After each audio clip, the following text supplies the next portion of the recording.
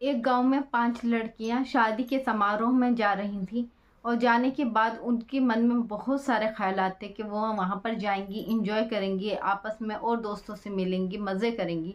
इसी उम्मीद के साथ वो लोग चले जाते हैं, फंक्शन अटेंड करते हैं। लेकिन जब वापस लौटते हैं तो उनके साथ कुछ इतना भयानक होता है जिसकी आप और हम लोग कल्पना भी नहीं कर सकते।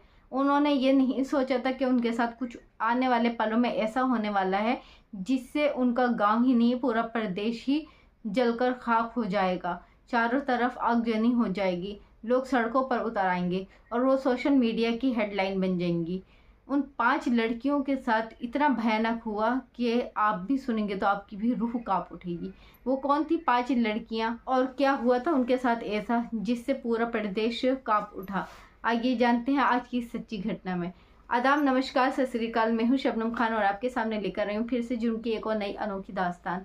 आज की ये सच्ची घटना है झारखंड प्रदेश की। झारखंड का एक जिला लगता है खूंटी, वहीं का एक थाना है रनिया थाना। उसी रनिया थाने का एक इलाका है उली तहातू। वहीं पर एक शादी का समारोह था। शादी से एक दिन पहले उस इलाके में एक फंक्शन हुआ करता था जिसका नाम होता था लोटा पानी। वहीं पर 5 दोस्तें थीं जो एक साथ गई थी उस फंक्शन को अटेंड करने के लिए। वो वहाँ पर जाती हैं, खाती हैं, पीती हैं, डांस करती हैं, गीत गाती हैं, पूरी तरह से इंजॉय करती हैं। और वो जो 5 लड़कियां थीं वो नाबालिग, 13 साल की, कोई 14 साल की और कोई 15 साल की, यानी 13 साल से लेकर 15 साल की उम्र की वो लड़कियां थीं। वो वहाँ पर खूब इंजॉय करती हैं, हंसी मजाक करती हैं। फिर वो बोलते हैं कि अब रात हो चुकी है, चलो हम अपने घर वापस चलते हैं। तो बाकी लड़कियां भी बोलती हैं कि हाँ, हमें नदी पार करके जाना है, गांव में हमारा घर है, काफ़ी देर हो चुकी है, चलो हम चलते हैं। वो लोग हंसी खुशी उस समारोह से निकल जाती हैं और निकलने के बाद अपने रास्ते पर यानी अपने घर की तरफ जाने लगती हैं।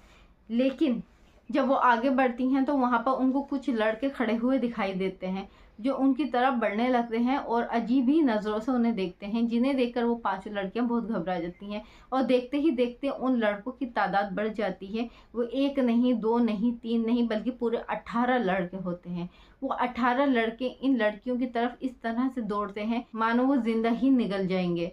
वो 5 लड़कियों को पकड़ लेते हैं, उनको अपने हाथों में जकड़ लेते हैं, जिससे लड़कियां बहुत बुरी तरह से कांप उठती हैं, घबरा जाती हैं। वो 18 लोग लाइन बनाकर चलते हैं और उन 5 लड़कियों का हाथ पकड़कर जंगल की तरफ उनको ले जाने लगते हैं उनके साथ कुछ गलत करने के लिए।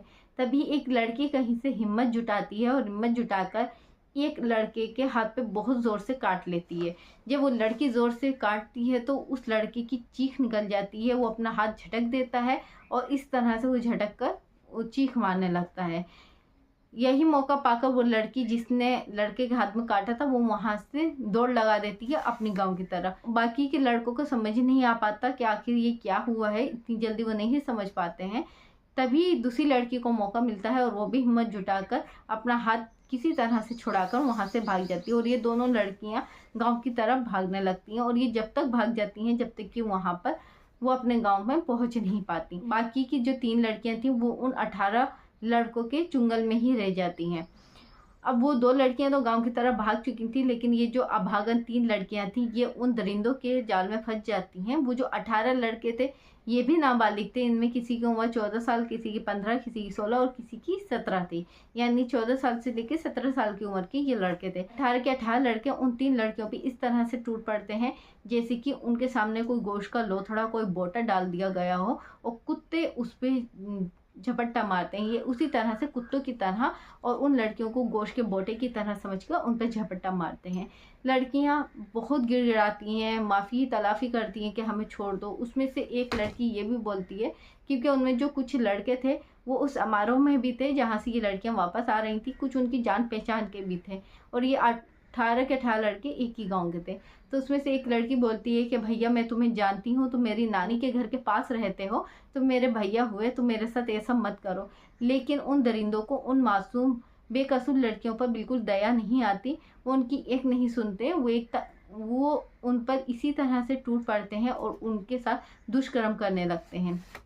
उन मासूम बच्चियों के साथ वो सभी लोग दुष्कर्म, यानी 18 के 18 लोग उन 3 लड़कियों के साथ दुष्कर्म करते हैं, यानी एक लड़की के साथ 3-3, 4-4 लोग एक साथ दुष्कर्म करते हैं, जिससे वो लड़कियां बेहाल हो जाती हैं, अधमरी हो जाती हैं, चीखती हैं, चिल्लाती हैं, लेकिन उनकी वहाँ कोई पुकार सुनने वाला नहीं होता, क्योंकि वो जंगल का एरिया था। वहाँ आसपास बिल्कुल सुनसानी थी, रात का समय था, कोई वहाँ से गुजर भी नहीं रहा था जो उनकी मदद के लिए आ सकता था। तभी दूसरी तरफ वो दोनों लड़कियां गांव पहुंच जाती हैं। वो बहुत बुरी तरह घबराई हुई होती हैं।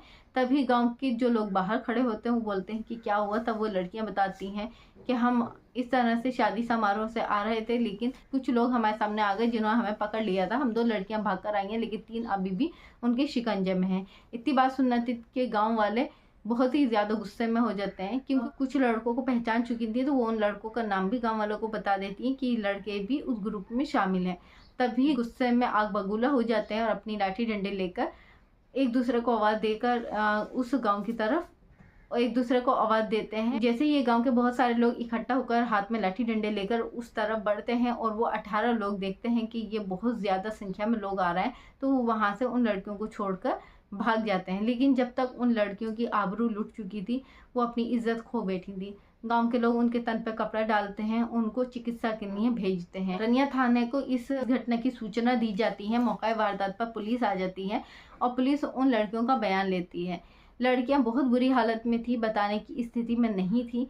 उनका मनोबल टूट चुका था, क्योंकि वो मानसिक और शारीरिक दोनों ही तरह से पीड़ित हो चुकी थी। लेकिन 2 जो लड़कियां भागी थी वो उनमें से नाम बताती हैं कि इनमें ये लड़के भी थे, जिस पे बाकी की लड़कियां भी हामी भरती हैं। तो जिनके नाम बताए गए उन लड़कों की पुष्टि होती है, उनको गिरफ्तार किया जाता है। जब गिरफ्तार करते हैं और उनसे सख्ती से पूछताछ की जाती है, तो एक एक करके वो बाकी लड़कों के नाम बताते हैं और इस तरह से कुल मिलाकर 18 लड़के थाने में आ जाते हैं जिन्होंने उन लड़कियों के साथ गलत किया था, जिसमें 1 या 2 लड़के की उम्र 17 साल थी, बाकी के लोग 14 से 17 के बीच के थे। तो उन लड़कों से जो डीएम होते हैं वो पूछते हैं क्या तुमने ये गलत काम किया है, तो उनमें से 12 लड़के हाथ उठाते हैं कि हाँ हमने ये काम किया है। इस तरह से वो बताते हैं कि काम किया है, जैसे उन्होंने बहुत ही अच्छा काम किया था, उन्हें पुरस्कार मिलने वाला है। उनको बिल्कुल भी इस बात की शर्म नहीं थी कि उन्होंने गलत किया है, उनको गिल्टी नहीं था, बल्कि उनको ऐसा लग रहा था शायद उन्होंने बहुत अच्छा किया, उन्होंने मर्दानगी का सबूत दिया है।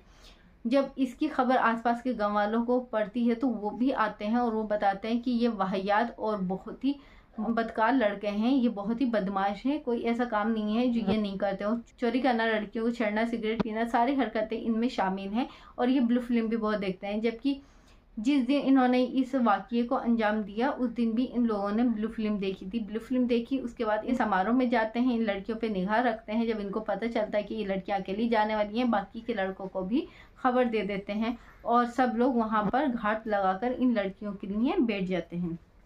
ये जो केस हुआ था ये 21 फरवरी 2025 की रात का था। लगभग 8 से 9 बजे होंगे जब ये घटना को अंजाम दिया गया था। जब पुलिस इन लोगों को पकड़ लेती है तो इनके खिलाफ गंभीर धाराओं में मुकदमा दर्ज किया जाता है, चार्जशीट बनाई जाती है और जज के सामने इनको पेश किया जाता है। तो जज ऑर्डर देते हैं कि इनमें से जो 17 साल के लड़के हैं उन पर नाबालिग वाला मुकदमा नहीं बल्कि बालिग वाला मुकदमा ही दर्ज किया जाएगा और बालिग को जो सज़ा मिलती है वही इन्हें दी जाएगी, क्योंकि नाबालिग के लिए हमारे भारतीय कानून में थोड़ी नरमी दी गई है, क्योंकि 18 साल से नीचे के लड़के या लड़कियां हो तो उनको नाबालिग माना जाता है और उनकी जो सज़ा होती है उसमें नरमी बरती जाती है। लेकिन इन लोगों का अपराध इतना घिनौना था कि नरमी बरतने की कोई गुंजाइश नहीं थी। ऊपर से इनको अपने ही काम पर कुछ अफसोस नहीं था कि उन्होंने गलत किया है, इसलिए जज के हुक्म पर 17 साल की उम्र के लड़के थे उन पर बालिगों वाला केस दर्ज किया गया, बाकी पर नाबालिग वाली धाराएं लगाई गई, लेकिन रेप की धाराएं लगाई गई।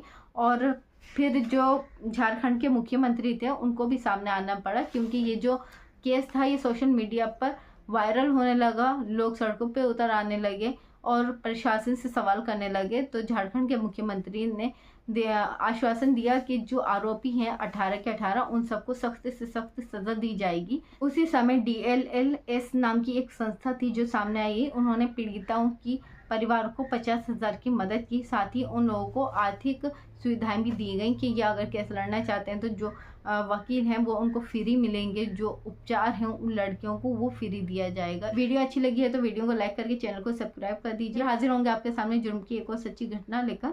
जब तक कि आप अपने परिवार का ख्याल रखें, सुरक्षित रहें। धन्यवाद। जय हिंद।